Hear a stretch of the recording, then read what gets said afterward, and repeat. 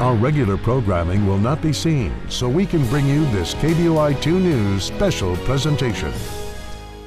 History is everywhere you look in Canyon County. Sometimes it just needs to be uncovered. My husband used to ask me why I wanted to live in the past, but if you don't know what your history is, you don't know where you're going. Tributes to history still stand, but their stories have become lost over time. And it blows Governor Studenberg about 10 feet into the air. Some mysteries remain deep underground, waiting to surface. We may never know, but the fun's in the hunt. The hunt for history begins now.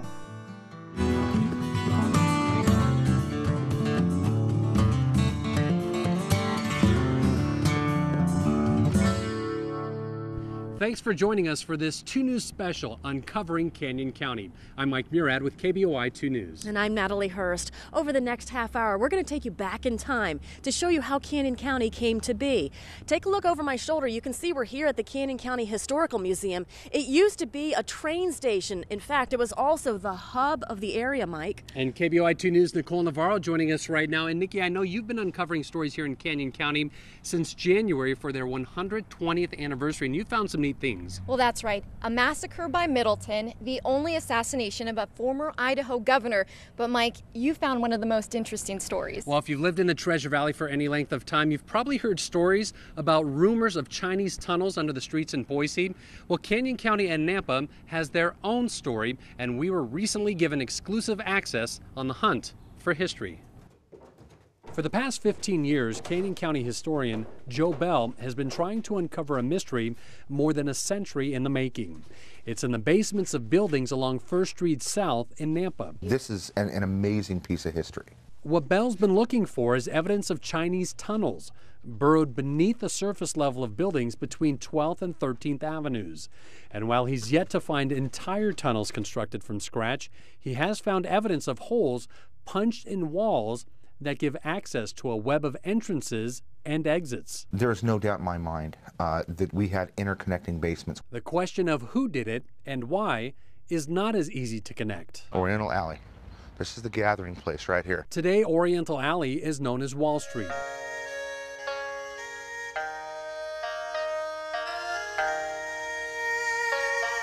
But in the early 1900s, it was a mix of Asian businesses for about 100 Chinese men who lived, worked, and socialized in Nampa. After the Great Fire of 1901, the wood buildings along First were replaced by stone and brick, and most, if not all, were built with basements. Over the years in those interconnecting basements, remnants of Asian pottery have been found, along with different items that suggest a different kind of pastime was occurring below street level. Could be several reasons that population would be going underground. A, we know opium dens existed. But the city has no record of building permits for the doorways that open up walls below ground, from one business to another. Bell thinks that's because the openings were punched after the walls were already built. There's currently evidence of about a half dozen openings which connect basements in downtown Nampa, but it's interesting to note none of them are listed on any of the original construction maps. The area I'm walking in downtown Nampa is known as Oriental Alley. And while the idea of Chinese tunnels and the possibility is romantic, the reason they may have existed in the first place is a part of Nampa history that's not nearly as romantic. Considering at Nampa, the law was on the book that if you were a minority population, that in fact, it was against the law to be on the street after dark. The Asian population had to go somewhere, and Bell thinks it was underground. Is it a long, elaborate tunnel system? That's not what the evidence indicates. But what's important is twofold. A, that we still continue to hunt history here in Canyon County, and B, we may never know, but the fun's in the hunt. So what brought the Chinese population to Nampa in the first place? Well, look no further than the railroad. The railroad provided jobs and safe passage for travelers beginning in the 1880s. But as Adam Bierman explains, there was also an electric revolution that connected communities forever. Nampa and Caldwell owe their existence to the construction of the Oregon Short Line Railway, completed in 1883. When irrigation reached the area a few years later, the stage was set for the creation of the Canyon County we know today. While the railroad brought people to Canyon County, it was an electric train known as the interurban that got people around. The College of Idaho was really the first commuter college in Idaho because students from Boise did take the interurban car out to the College of Idaho to go to school. Do you like my hat? One of the College of Idaho's most famous landmarks, known as the Hat because of its resemblance to ladies' caps from the early 20th century, was actually first constructed as a stop along the interurban here in Caldwell. By 1912, the different lines along the interurban were connected to form a giant loop from Boise out to Caldwell, north of the river, then down to Nampa, and back to Boise, south of the river. Riders would take a day and loop the loop, stopping along the way for recreation. All the way over in Caldwell, out to Lake Lowell, they had a dance pavilion out there, so there were lots of ways that people could, take the interurban and have a fun Sunday afternoon. By the early 20s, cars were starting to replace the interurban, and by 1928, it was gone. Why build a new road when you can just build over the old one? And that's what they did when they turned the interurban tracks into Cleveland Boulevard here in Caldwell. That's why you can't see many rails left here in the Treasure Valley. But somebody had the good sense to preserve this stretch of rails here in Caldwell. Passenger railroads are gone, but freight trains are still a vital part of Canyon County's economy. Historic buildings like the Nampa train depot serve as important reminders of our past, but it's the people that make up the true foundation of any town. KBOI-2's Alana Brophy met two very special women and authors who are uncovering Canyon County's past for future generations. This was the bicentennial. Madge Wiley won't call herself a historian, but everyone else will. I've lived on this spot 60 years now. So you're safe to call it home. And I haven't thrown away anything, as you can see. Her Melba home is like a museum, from school photos on the wall to tables overflowing with folders and pictures. Well, I do think it's important for people to know what they went through. 86-year-old Madge started snapping photos back in '72. Her first book came out in '76, but she started writing with a Sunday column in the early '50s. And it was like Mr. and Mrs. Smith went to Boise last week to visit Mr. Smith's aunt and uncle, and they enjoyed their day.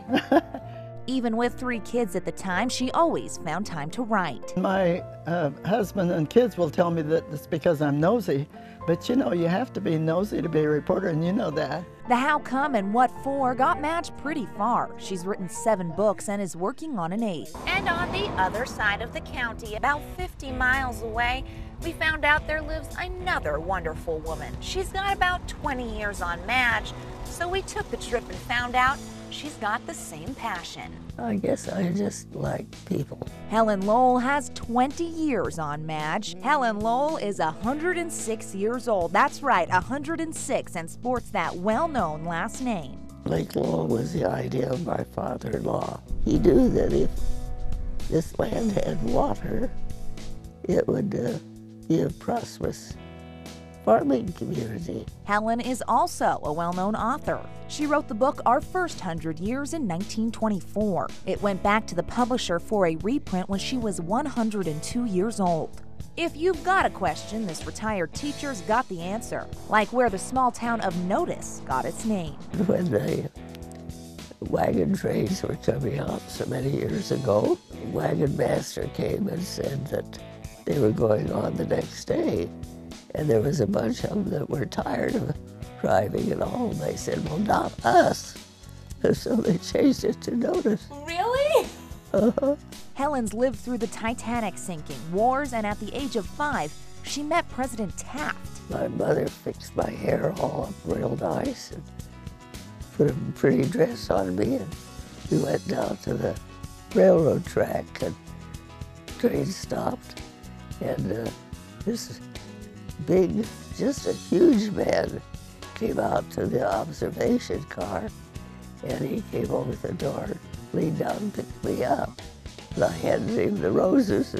When asked about her accomplishments and secret for a long life, her answer's a humble one. Well, I just think the Lord doesn't know what to do with me yet, so I'm still around here.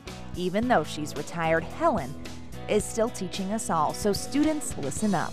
history repeats itself, so they better get with it. A former Idaho governor made national news and powerful enemies after taking on a radical union. In fact, he was blown up right here in Canyon County. He was the only governor to be assassinated, and we'll tell you about the effects of that murder still going on today. Turns out Canyon County has had its share of notorious crimes, including the very public trial of a traffic signal.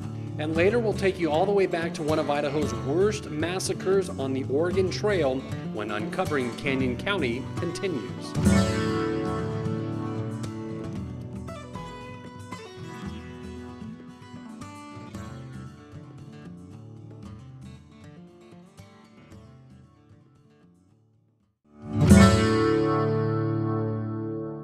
Thank you for joining us for this KBOI-2 News special, Uncovering Canyon County. So far, we've introduced you to local historians, and we've also taken you underground in the hunt for history.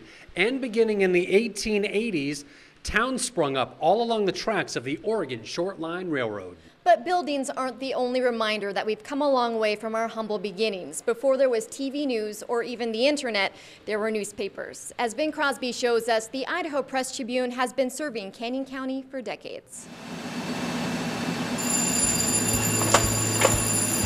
With a push of a button and a ring of a bell, the press of the Idaho Press Tribune is off and running. This can go as fast as 40,000 copies an hour, but we rarely do that. Vicki Holbrook, the managing editor, has been watching this process for over 30 years. We asked her to share some of the Idaho Press Tribune's history. So the history of the Press Tribune actually starts in 1883 in Caldwell, because Caldwell was founded in 1883. That paper was called the News Tribune. Soon there were other papers in Canyon County as well. Then in January of 1980, the Idaho Free Press and the original News Tribune merged into today's Idaho Press Tribune. And what was in the news 100 years ago? And of course, there's the chicken dinner news, and that is the news of Sally and her husband John went to Jane and John's home for dinner. The other thing that I have a really high appreciation for are all the people who really took the time to spend time documenting the early day history. Which is a tradition the Idaho Press Tribune is continuing today. What's today's news is tomorrow's history. One of the first editors and publishers of what would become the Idaho Press Tribune died a violent death at the hands of an assassin. Scott Logan takes us back in time to what would become one of the most famous trials in the history of our state and the nation. This statue of former Idaho Governor Frank Steunenberg has faced the state capitol since 1927. It honors a man who 22 years earlier was blown up by dynamite placed on the gate of his Caldwell home. And it blows Governor Steunenberg about 10 feet into the air. His legs are all mangled. He's bleeding profusely. Individuals carry him back into the house, and within an hour he dies. Canyon County Prosecutor Brian Taylor, who teaches classes on the case, took us to the assassination site at 16th and Dearborn, where much has changed since the 1905 murder. This was not the house. Everyone immediately knew Steunenberg was killed for crushing a violent miners' strike in northern Idaho. It was payback for union busting. You got it. That's exactly right. 4th District Judge Ron Wilper has written about the Steunenberg case and helps put the bitter conflict in historical perspective. There really was a virtual war going on between the forces of capitalism and the forces of organized labor. A few years earlier, the governor helped send federal troops to northern Idaho to restore order after miners blew up ore processing equipment. The troops arrested hundreds of men. They routed them up, threw them in, big fences, didn't give them right attorneys, counsel, or anything to that effect. Even though the 44-year-old Steunenberg had been out of office for several years, the conflict followed him, and so did those out for revenge. But tracking down the man who planted the bomb was not difficult. Police acted on a tip coming from a waitress at the old Saratoga Hotel in Caldwell. It no longer exists. It was in this part of town off Main Street. The report of a man acting suspiciously. In room 19 of the Saratoga Hotel, police found bomb-making materials and later arrested this man. Harry Orchard. He was an admitted assassin. He had committed assassinations across the West. A self-described mad bomber. He was. Orchard admitted he killed Steunenberg, but claimed he was hired by 3 radical Union leaders based in Denver: Charles Moyer, William Big Bill Haywood, and George Pettibone. They had money and a dream team of lawyers. They hired none other than Clarence Darrow, who already had a reputation, a national reputation, as being the defender of the damned. The prosecution had big hitters as well, including Idaho's William Borah, who would go on to great fame in the United States Senate. So you had 2 very formidable teams of attorneys trying a case that brought to a head the major issue of the time, this war between capital and labor. With the whole world watching, Big Bill Haywood was the first to stand trial. Orchard testified against him, but in the end, jurors found Haywood not guilty after the trial judge told them one cannot be convicted of murder based solely on the uncorroborated testimony of an alleged accomplice. That was the correct law then, as it is now, but he was very much criticized for instructing the jury on that law. Pettibone was also acquitted. The charges against Moyer dropped. Orchard spent the rest of his life at the Idaho State Penitentiary, where he died at age 88. In the end, the only person to pay for the crime. And I think that history strongly suggests that Haywood and the other leaders of the Western Federation of Miners did in fact hire Harry Orchard to commit the assassination. And how would the fragile outcome of history be different if those Union leaders had been convicted? We will never know. We do know how history remembers Steunenberg, at least on his State House statue. When organized lawlessness challenged the power of Idaho, the inscription reads in part, he upheld the dignity of the state and restored law and order. Canyon County has had its share of notorious crimes. Mike and Natalie have the story of one of the most infamous bandits, a traffic signal named Red-Eyed Pete. The year was 1983. And that's when Red-Eyed Pete in Caldwell was looking at some pretty serious charges. And I'm going to prove to this honorable jury that without a question, he has robbed each of us. Let's hear from each of us that's been robbed by this man. Red-Eyed Pete was the last stoplight on this section of the nation's interstate system that stretched nearly 2,900 miles from coast to coast. During a mock trial, locals, state and city leaders labeled Pete as a bandit that robbed drivers of their time and fuel. A jury of his peers and a judge found Pete guilty on all counts. In the end, Pete was laid to rest, signaling the beginning of a new era. Now, thanks to the interstate, vehicles can leave Canyon County and travel to other parts of the West without ever having to stop at a red light. But earlier travelers heading west didn't have that luxury. They had much bigger concerns. 2 young boys survived a horrible attack on land that would eventually become Canyon County. Their story is uncovered when we come back.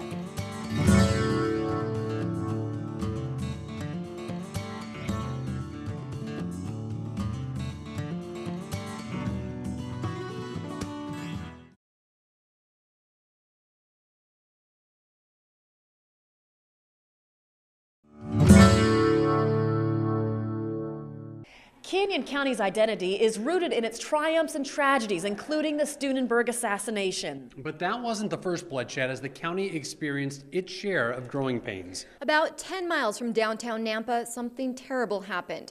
Jay Bates tells us about the Ward Massacre of 1854. One of Idaho's most famous massacres actually started over a horse.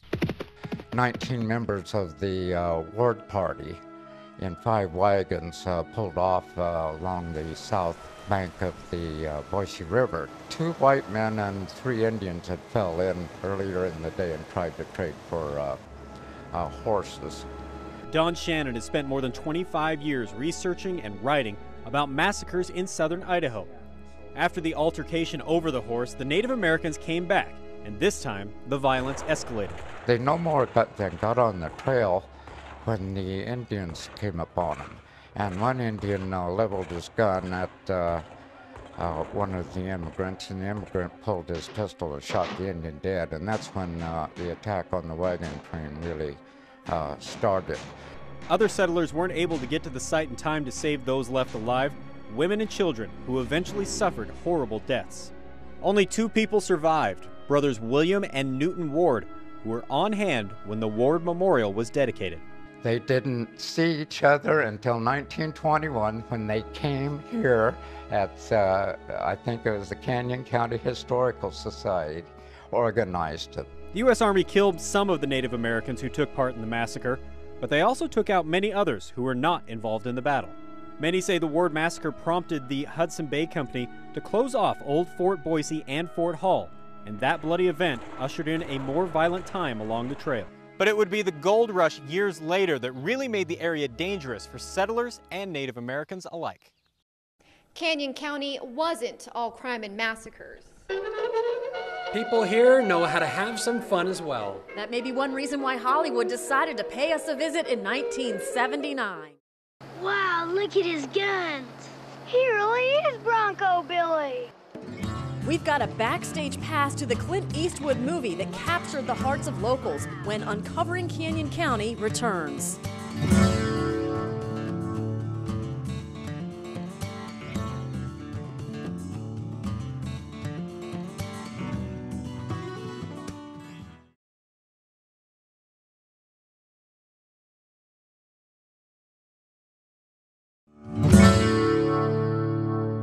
Settling the Wild West wasn't always easy in Canyon County. But when you have the landscape and the setting, Hollywood eventually takes notice. Tinseltown paid us a visit 30 years ago, and Bronco Billy continues to play on in our hearts. Cash a check here.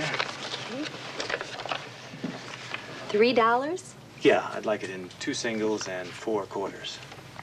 No, wait a second. Make that 2 quarters and 5 dimes. What's it gonna be, fella? The year was 1980. The movie Bronco Billy. Hollywood crews traveled nearly 1,000 miles to establish their Western Oasis backdrop right here in the Treasure Valley. One of the most memorable clips filmed at Nampa's Old City Hall. About 2,000 locals had a hand in Clint Eastwood's comedy, including Dawnine Blakesley. The Boise actress remembers her line well. So he tried to cash a $3 check. My first line was, $3? But then the best line was, what's it gonna be, fella? But not in a sexy way, in a bank teller, I'm really frustrated, make up your mind kind of way. So it was fun. Eastwood played an idealistic cowboy struggling to keep his Wild West show afloat. The movie did not garner any prestigious awards, but it became a cult classic and left its mark on the community. Of course, Bronco Billy wasn't the only film shot here in the Treasure Valley. In fact, the Idaho Film Office says 30 films were shot in the Gem State, including the very first in 1950, The Cowpuncher. Many films came to here in Canyon County, where people saw them at the Pix Theater in Nampa. It was the largest theater in Idaho when it opened. It was beautiful with blue velvet draperies along the walls, and the seats were a blue damask type fabric, and it was quite spectacular when it opened up. The Pix, equipped with its lavish decor and ushers for every aisle, opened in 1946. Although it is now a skeleton of what it once was, volunteers are working to restore this once mighty venue. We will create like a small convention center. We will have live performances, concerts, comedy. We will really create a unique area in downtown. At the time, Nampa had 3 different movie theaters. 2 months before the Pix opened its doors, Gregory Peck and Ingrid Bergman were thrilling crowds at another movie theater just blocks away. Audiences filled the Majestic on 1st Street South to get the chills from Alfred Hitchcock's Spellbound. Nampa also had the Adelaide Theater, where moviegoers saw Do You Love Me with Maureen O'Hara. A fire gutted the Majestic in 1958. It's now occupied by modern offices. Less than a half-mile away, the Adelaide's magical memories are now permanently parked in this open lot. But a new generation has taken over. Volunteers are hoping to bring entertainment back to the city. Merry Christmas! Back to a time when It's a Wonderful Life was the box office champ. A movie ticket would set you back about 50 cents, and the good guy always won. Thank you for joining us for this special Uncovering Canyon County. Be sure to tune in to our year-long series on Canyon County's history, 120 Stories for 120 Years, which airs 3 nights a week right here on KBOI-2. We've shown you the many reasons we love covering Canyon County for viewers like you. And we'll now leave you with the many reasons why you love living in Canyon County. Just the friendliness of the people and the atmosphere here. I like that it's not as busy like the big city. Everything's affordable and just fun and just great for a family's night out. I've lived literally all over the world, and I really love this place more than anywhere I've ever lived. Honestly, I can say that.